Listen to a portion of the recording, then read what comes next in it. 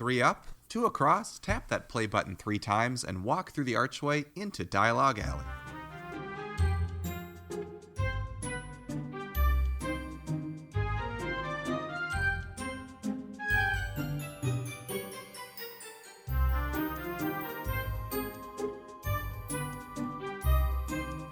Hello, and welcome to Dialogue Alley, the official Potter Collector podcast about Harry Potter books, book translations, and all other things magical.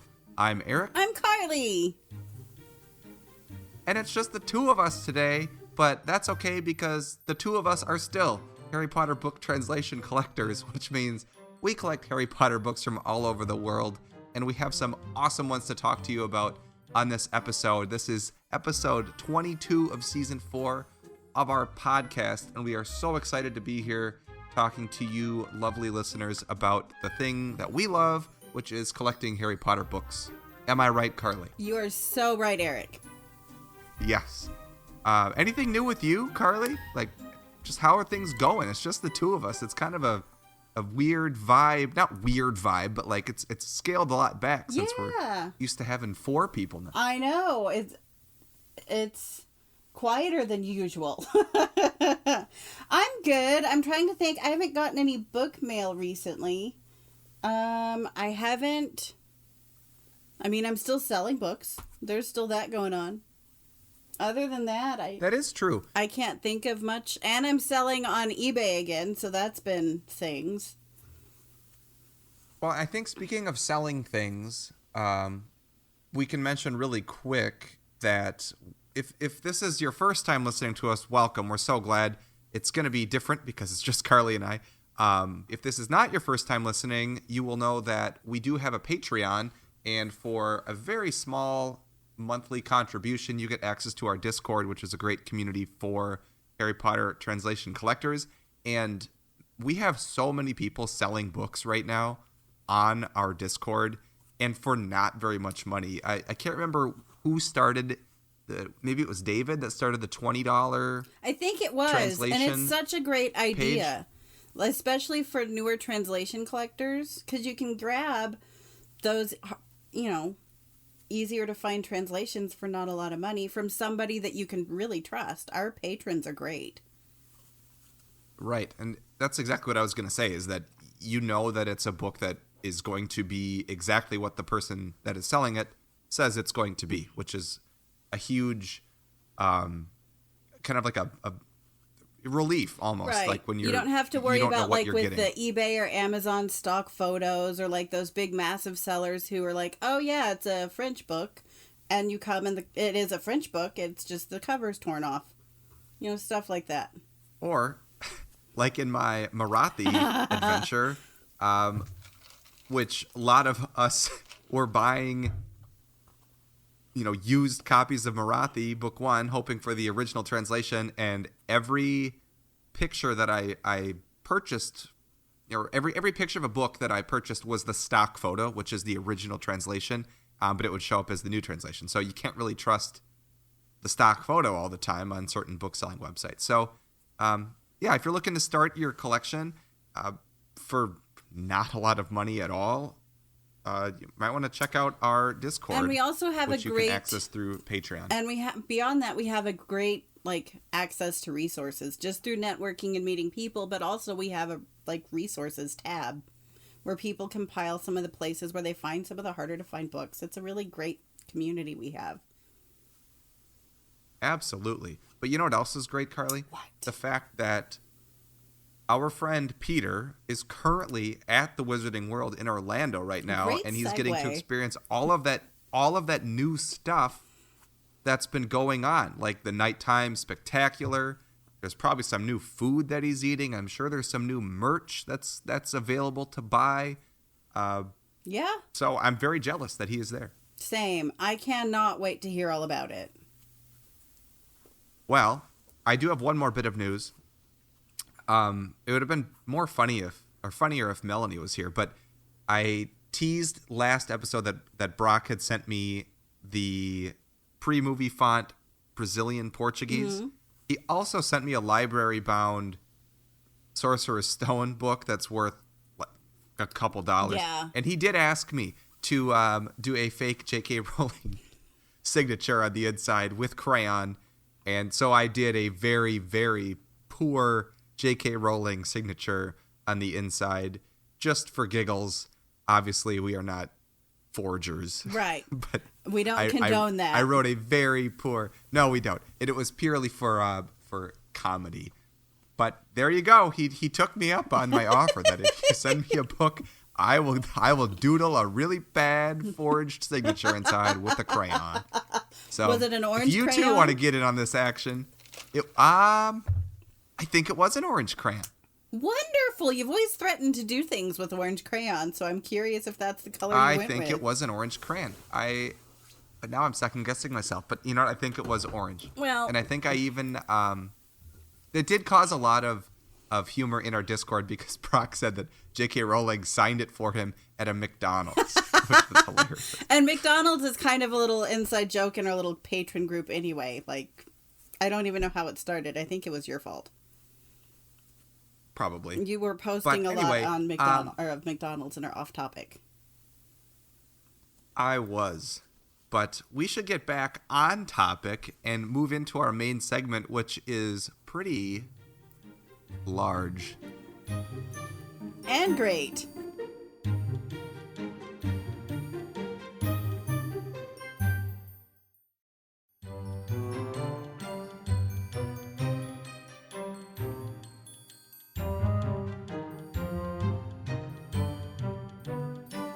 So our main segment for this episode is going to be kind of a Tots overview. We usually do a translation of the show every episode. We will still do one this episode, so do not fret.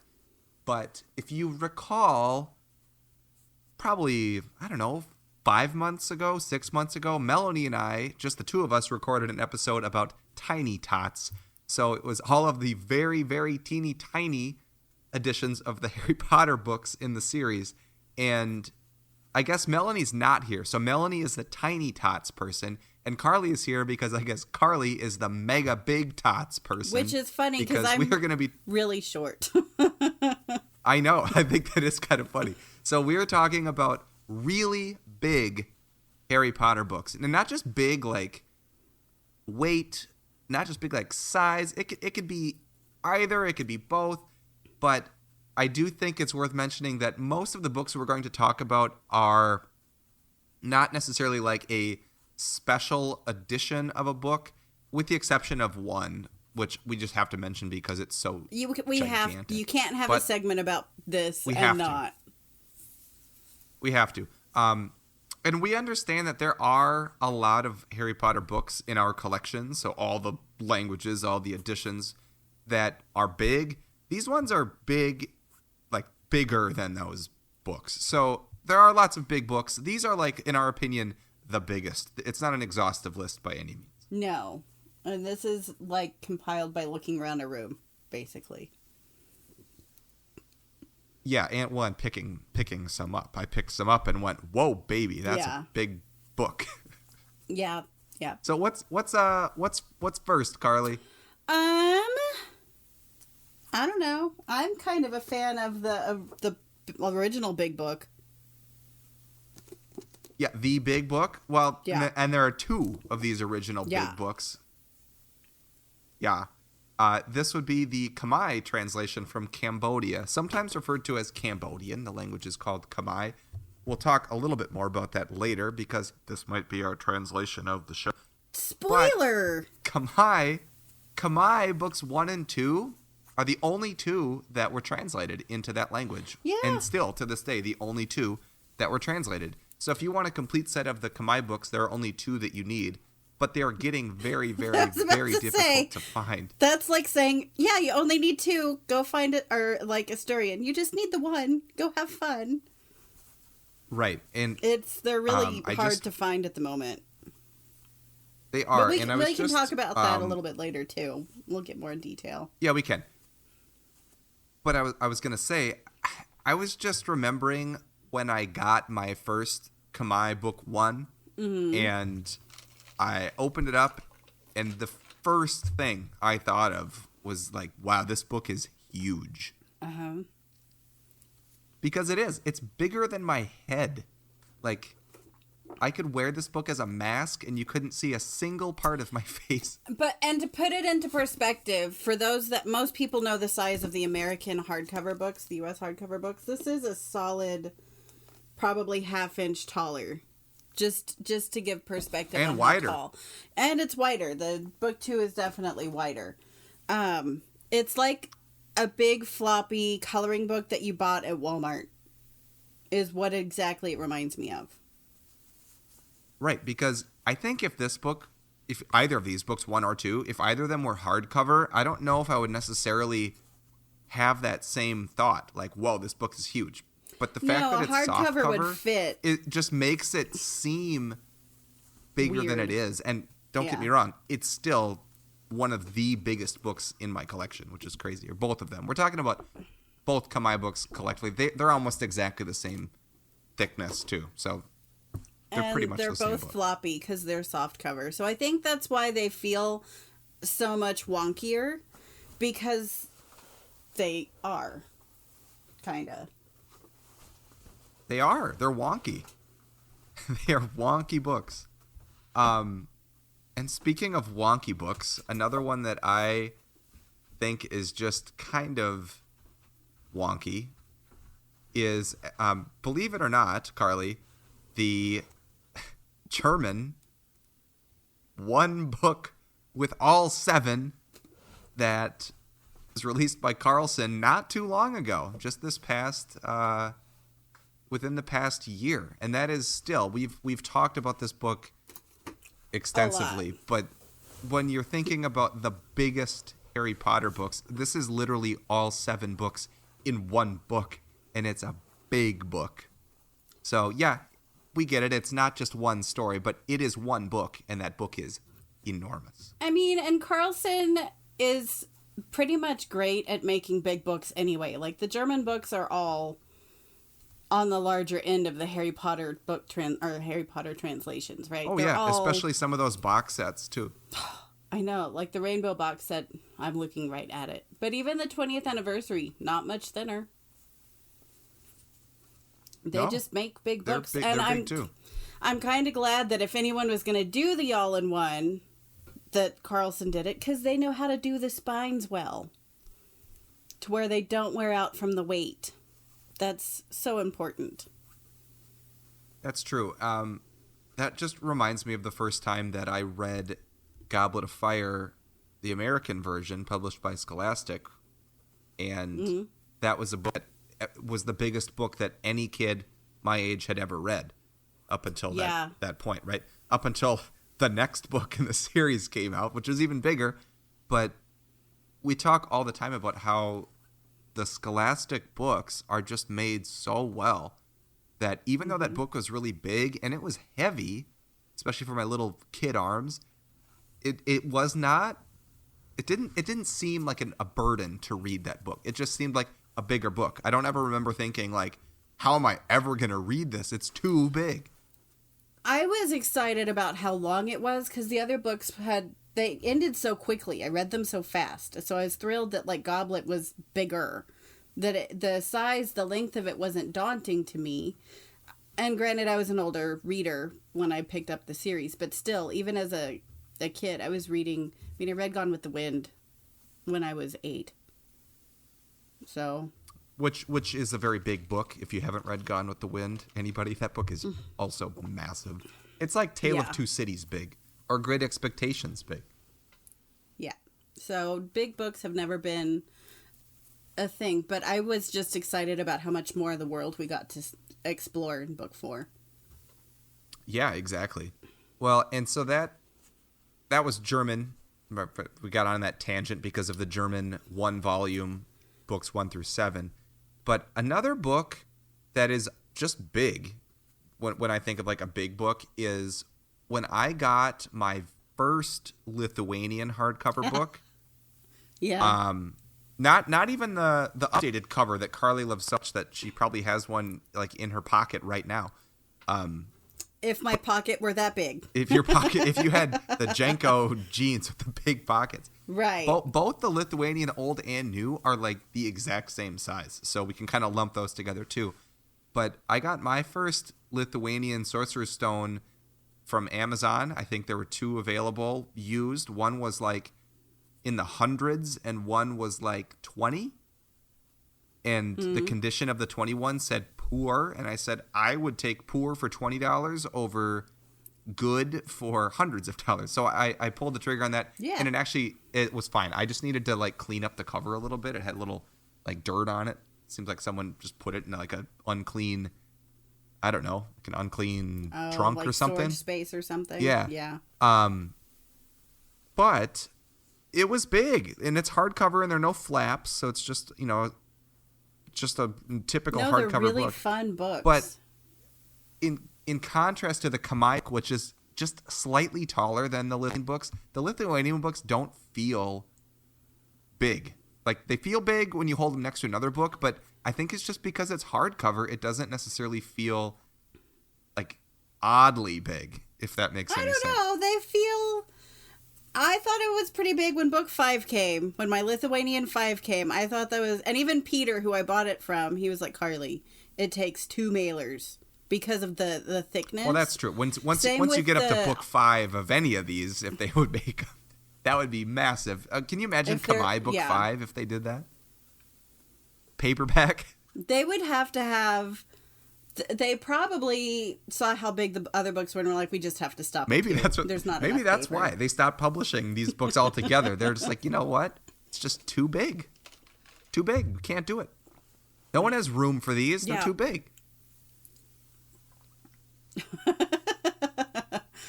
I love those books, though. I do too. Well, and Lithuanian, the first one is big. I was actually really happy that the new cover was also the same size, because when you put them together on the shelf, and I only have book 1 of each language, they're just perfect. Right. They're perfect right next to each other. There's none of that. They're just perfect. Right. Yeah, there's none of that weird, like when you get to Japanese and they have the really tiny ones, as featured in our Tiny Tots episode. I'm looking at them right now. And on my shelf, they're right next to the big hardcover Japanese, which are big books, right? And there's just this huge like dip in the height, even though they're the same language. So, yeah, I was happy that the new Lithuanian cover was actually the same size, and they just kept that larger scale when they were putting those new books out. Not to mention the cover being absolutely spectacular. So that was Lithuanian. They're big, but not as big as the US and UK. I suppose all of the deluxe illustrated Jim Kay and Neil Packer in book 5 illustrated editions. These books, we did a whole episode on them. You could probably, like, I don't know. I was going to say you could probably severely injure somebody with it, but that wouldn't keep with our family-friendly motif. And we don't promote injuring people with books. No. But, like, Carly, what makes these books so big? Well, to put it into perspective, the deluxe books, the deluxe illustrated books, are about the size of my end table by my bed. So, I mean, they are bigger than the end table, in fact. Well, and if we're comparing them to the regular hardcover Jim Kay illustrated editions, these books are almost 2 inches longer. Yeah. And the or paper, taller, I should say. And the paper is so much thicker. Like, you don't only get a bigger book with the illustrated editions or a slipcase, you also get really high quality paper, ink. The illustrations are just more vibrant. Like, there's a lot of reasons to buy the deluxe edition. Like, if you're buying them for collectability purposes and you really care about the quality of the book, they're what you should buy. Right. Well, and they come with the slipcase also, which adds size to it. And, man, I have one of these. I don't need any more than one. I know that you like collecting them. They're expensive. However, as we mentioned in our episode all about the Illustrated Deluxe editions, they are absolutely worth the price because of what you just said. The ink quality is better, the paper's thicker, and the a clearer book is white. bigger. Yes, and like the fact that it comes in a slipcase, it's got this beautiful foiling. No matter which one you're looking at, it's got a really dark color with a really shiny foiling on the spine and the cover. They're just spectacular books, and they're absolutely worth the extra money to get the deluxe edition. You don't feel like you're just getting a little freebie thrown in. You feel like you're actually just getting a better version of the book, which, in my opinion, is what a deluxe edition should be. Right. Exactly. I get put out with poorly made deluxe or collector things, which I've gone on rants about on other episodes, so I won't do it again. Right.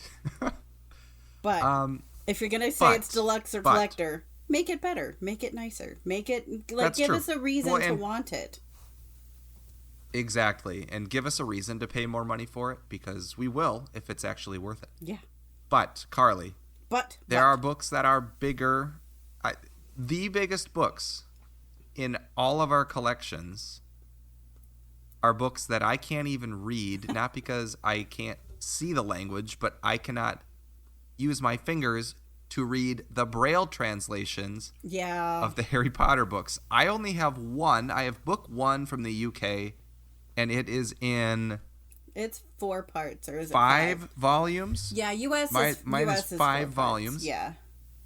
I had to remember that. Either way, there are a lot. These books are big because they need to be, because in order to read them, the Braille has to be a certain size to make it comfortable for the reader. However, as we've talked about with Harrison, one of our friends of the show, he's been on a few times, who is blind and has explained to us all about the ins and outs of reading Braille.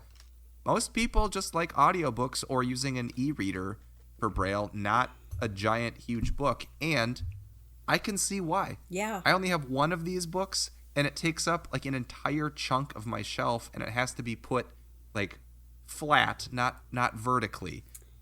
So I can't imagine having all 7 of these books in physical form. I know that some people do, Carly. Well, I don't, because the Braille was only made in 1 through 5. So I have 1 through 5, and it is 60 or 61 volumes. It's one of the two.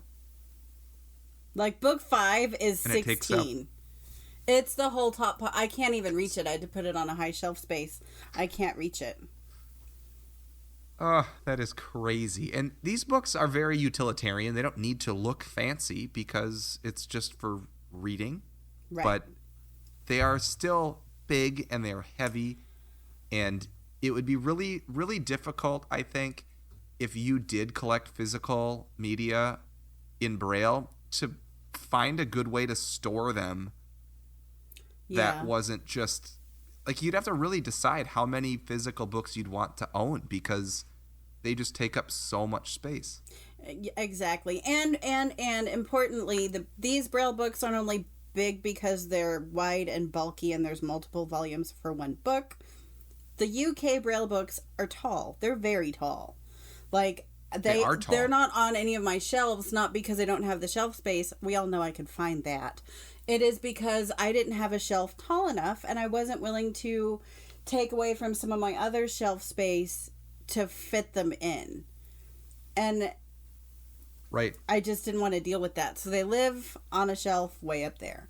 And that's just going to be how they go. Well, and my Braille books are taller than the deluxe Jim K illustrated edition. Yeah. So that's saying something for how tall they are. Yeah.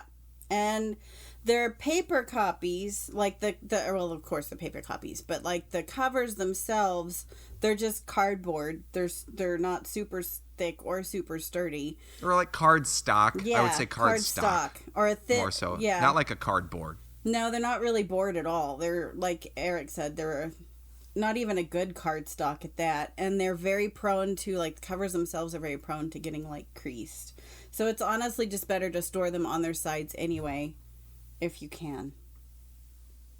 Right. And we should also just quickly mention that the Braille books that we have are just the tip of the iceberg, so to speak, with the amount of physical Braille books that exist. There are lots of languages that have their own.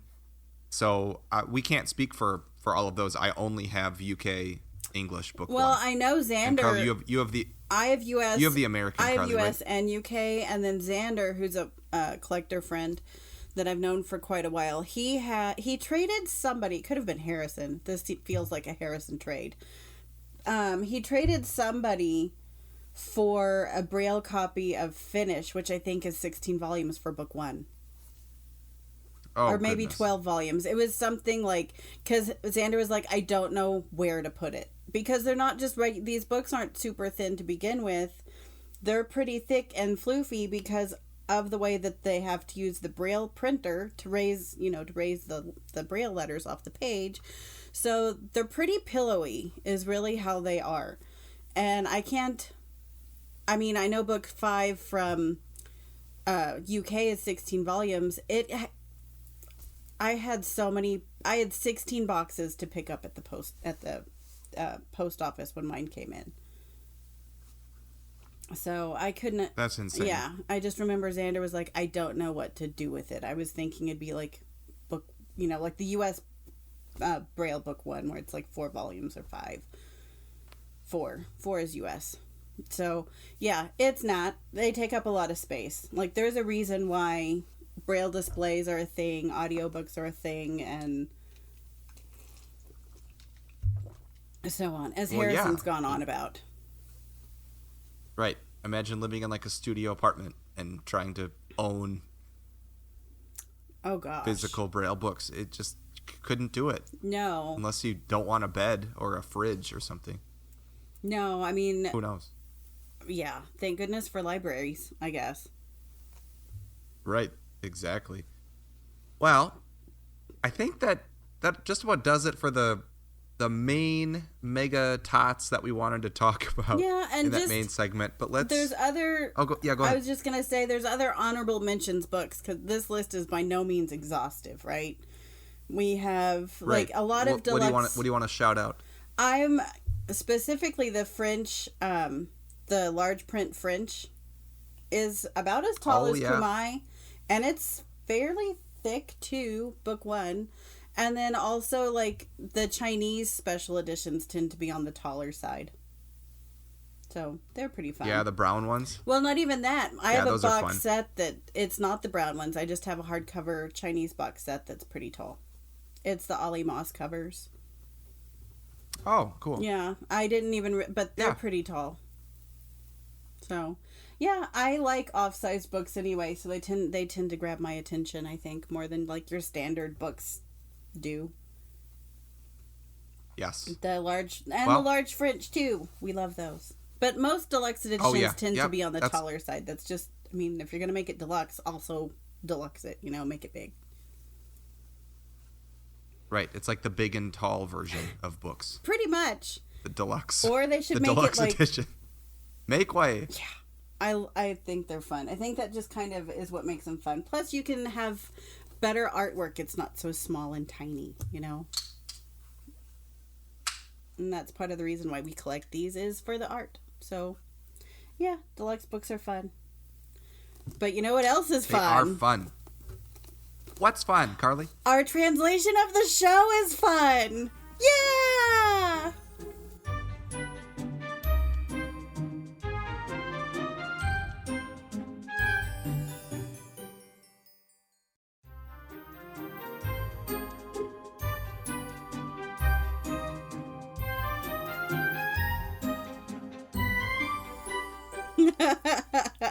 I'm proud of myself for that little segue. You should be. I that was don't great. always do them. All right. Hey, when you're on, you're on. And we are definitely on. I've been on twice now. Yeah. So our translation of the show, as Eric said earlier in a spoiler, is Khmer Book 2, which is a language from Cambodia. Really, really cool language, guys. The translator of this book is Un Kim, Un Kim is the translator. Cambodian Daily Press is the publisher. If I remember properly, there are 2 publishers for There are. I believe one of them was acquired by the other. I think that's what happened. Because we discussed this. Both of mine are Cambodia Daily Press. That's the most common publisher. The other one I don't think was around very long.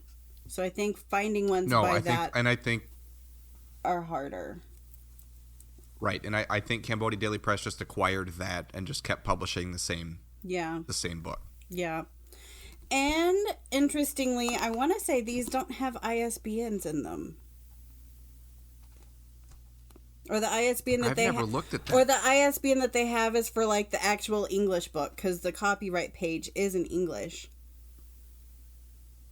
Interesting. And they honestly, if you look at the Khmer copyright page, they just took like a 43rd print from Chamber of Secrets and copied that copyright page. Yeah, they did. There's not an ISBN. That's hilarious. Yeah, there's not an ISBN on the back of the book. I want to say Potterglot and I were talking about it because usually when you see a book without an ISBN, that flags it for being unauthorized. But he thinks these are authorized, if I remember properly. Like, it's not an unauthorized thing. Yeah. So they bought the rights, which is what authorized versus unauthorized means. They bought the rights. They just made a weirdo copyright page.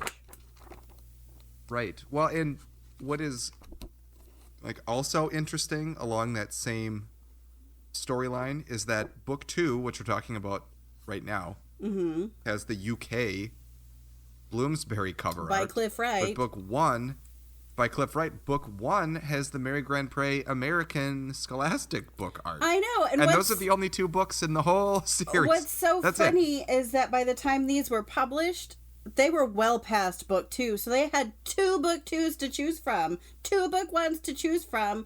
I guess they couldn't decide in their big meeting, like, we're only going to do 2, so we'll just pick one from each and go from there.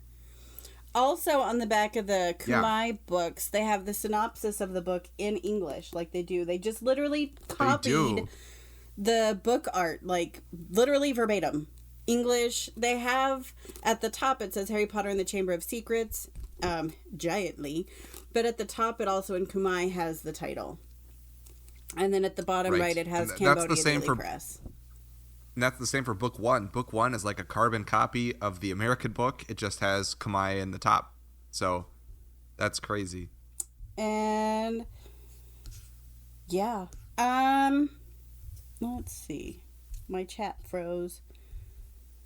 Also, I want to say that this was a collector-driven translation, if I remember properly. Like, a collector helped get the funding going to get it done.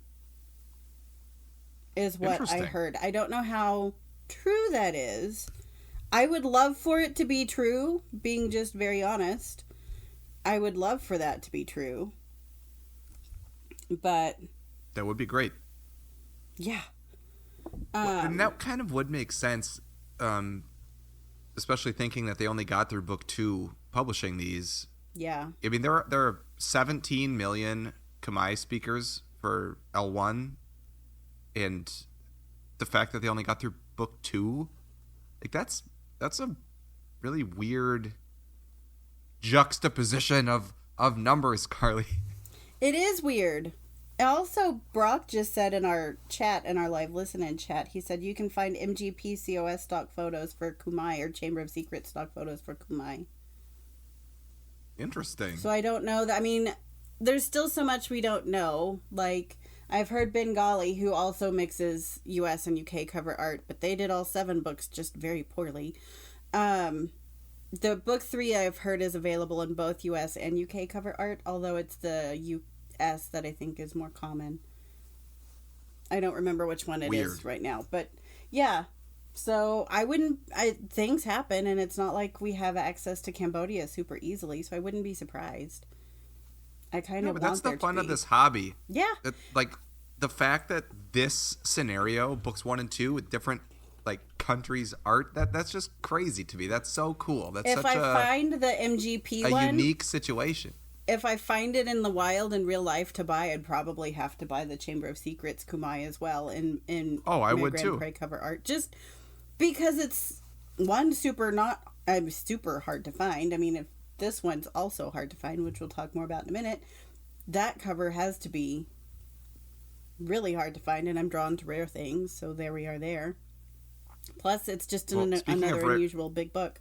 There we go. Speaking of, Brock just sent the stock photo. Okay, we'll have to put that. We'll investigate on our Instagram. I think that's really cool. Yeah, that's really fun. Nice. I was going to say, speaking of rare, Carly, what is the rarity of this Chamber of Secrets book? It is a see it, buy it book. Any of the Khmer, both of the Khmer, all of the Khmer are see it, buy it books. They're not quote unquote big 6 level, but I wouldn't be surprised if we're heading that way, because you can't find, like, we've had several people that have had friends and family go to Cambodia, and they can't find them in stores there anymore. We used to be able to. Right. I was just talking about this. I did my annual drive to Canada for snacks last week. I love that you do that. Up and down in one day. It's not long at all. It's super fun. Anyway, we brought my friend who is Cambodian along, and he's the one that had originally found me a lot of them, or like one of his friends in Cambodia found a lot of them. And I just mentioned to him, like, hey, people still want to buy these. And he's like, dude, they are impossible to find. I cannot find any more. It's crazy. So I would venture to say this is between a 4 and a 5 out of 5 for me for rarity at this point, until, and this is just me speculating, these books are not out in the wild at stores, but people probably have them at their homes. Yeah. So once people realize that there are buyers looking to purchase them for probably more money than the original owner purchased them for, more might come out of the woodwork and present themselves. So we just kind of need that ball to start rolling, like it kind of does with other languages. I mean, even Greenlandic and Macedonian, you think these are impossible to get, and then all of a sudden one will like sell, 4 or 5. 2 will sell, yeah. And then there's 4 more or 5 more that show up because people see that sale Nepali did the same. The only one that I've not seen trend that way is Asturian. And Malayalam has weird little spurts, but it's like a book here and there. Right. But, well, and so for value, for these, I don't even feel comfortable giving it a number. I don't, because at this point we don't have a market for it. I don't even know of one that's sold recently. I mean, if the buyer wants to pay a lot of money for it because they want to finish a collection, which is how these books get their value anyway, they'll pay what they want to pay for it, and that's going to be what the market bears. I don't have a good way to gauge that. I can tell you what I paid, but I bought mine in 2014 when we were still readily able to find these. I think I had a couple book 2s that I sold, and I want to say it was between like $125 and $150. $150, I think, is what you were selling them for. Yeah, and which feels and this was 2017-18, and that feels now ridiculously low. I'm it does ballparking like around $650 to higher. Yeah, well, and this knows, is book 2. Like, I have no clue where this book falls. It really, again, just if you have a seller and you have a buyer and they agree to a price, it's just hard to find. Both of the Khmer are. Right. There's just less of a demand. It's not hard to find. 2. Uh-oh. You know, it's not hard to find, Carly. A page to smell. We haven't done that yet. I've been so involved talking. This book hasn't had a lot of airtime, and it's a favorite in my collection. So I'm really glad to be doing this. It is. All right, let's do it, Carly. Take us through the Tots scale. Oh, okay. I think I gave book 1 a poor. I'm giving this one a poor 2. I don't like it. Mine smells literally like nothing, which I think is acceptable. That is. I give that an A if it was nothing. I'm disappointed that it's nothing, so it's like an A-. Mine smells like a car air freshener. It's like a fresh smell, but it's like an obviously fake fresh smell. I don't know if that's the glue or the pages or the ink or what it is, but it's not good. Maybe I need to smell closer to the spine. Oh, yeah. The spine itself, like, that's definitely a pour. Like, the further you bring your nose out, like, it's still... I'm gonna go with P+, A-. Okay. Because I think mine smells better than yours. Probably. We've already... This book is the whole reason... The size and proportions of this book is what made this episode. So, what do we say? I mean, for the fact that it's like the biggest book in my translation collection, it's an outstanding for me. Seriously. I'm going to give it an outstanding for, like, size and proportions. How does it feel in the hand? That's where I'm not going to give it an outstanding, because it's big and floppy. And just reading this would be like, it's big. It's floppy. I think you'd have to put it on a table to read. So I'm gonna say, for how it feels in my hands, especially because it's a soft cover, it's really slippery.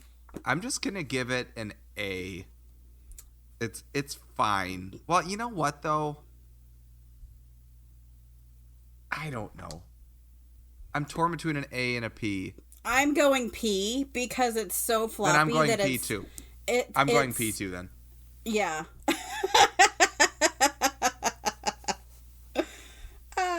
I realized it just sounded like I'm going P too. Like, yeah. Well, and I'm not actually peeing. He's not like urinating, guys. He's giving a P for poor. Nope. I do that off air. And not in the book room. Privately.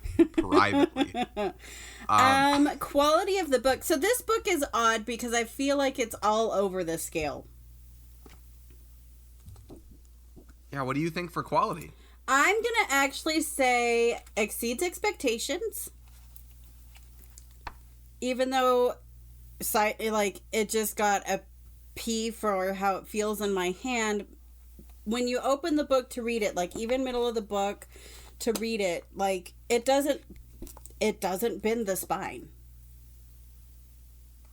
No, and I think that lends to the fact that it is so big.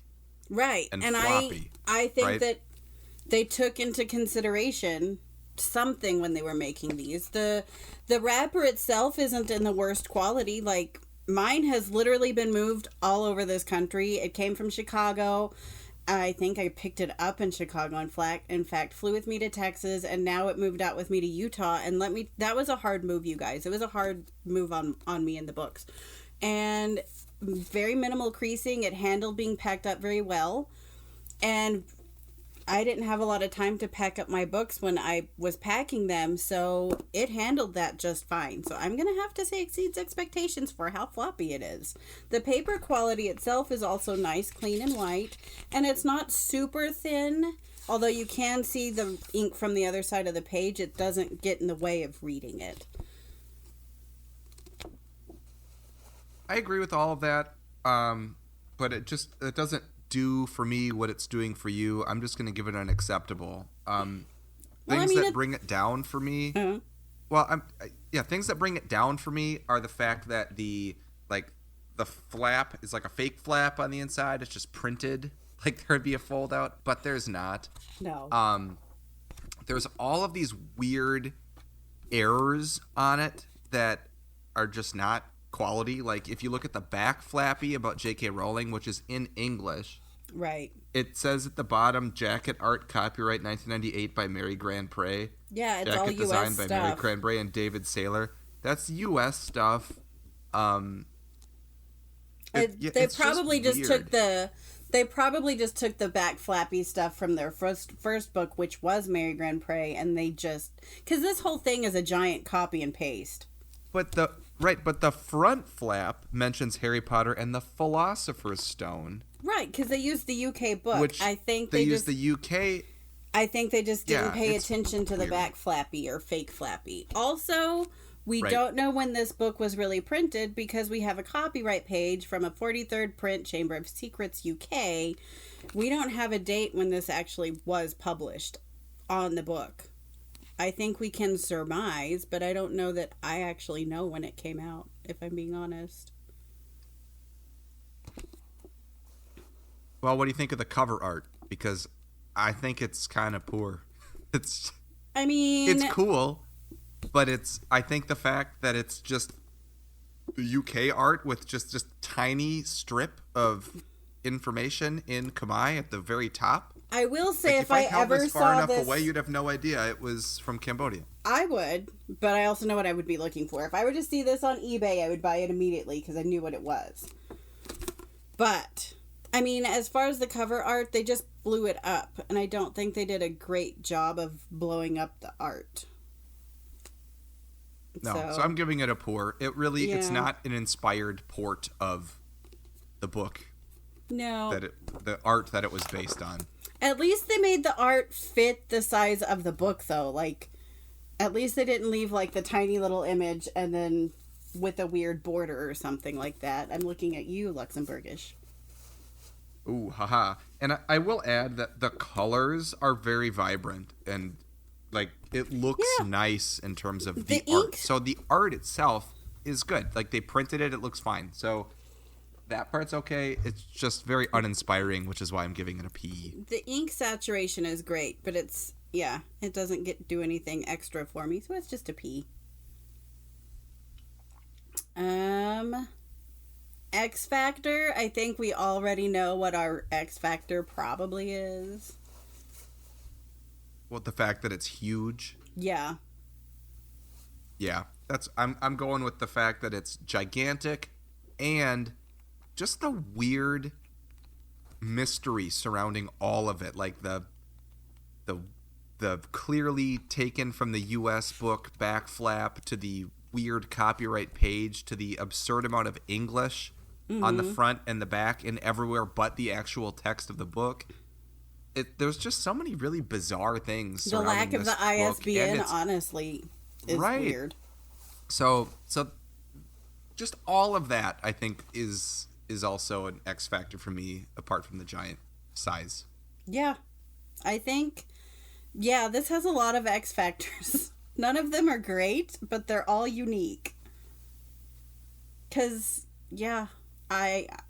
it's a weirdo book, guys, but it's really neat to have in the collection at the same time, so I'm glad it's here. Same. Yeah. I'm really glad we got to talk about that book. I think we did a great job. I agree, and so will Melanie and Peter when they listen to this. They'll go, wow, you two did a great job. I know. That's what's going to happen.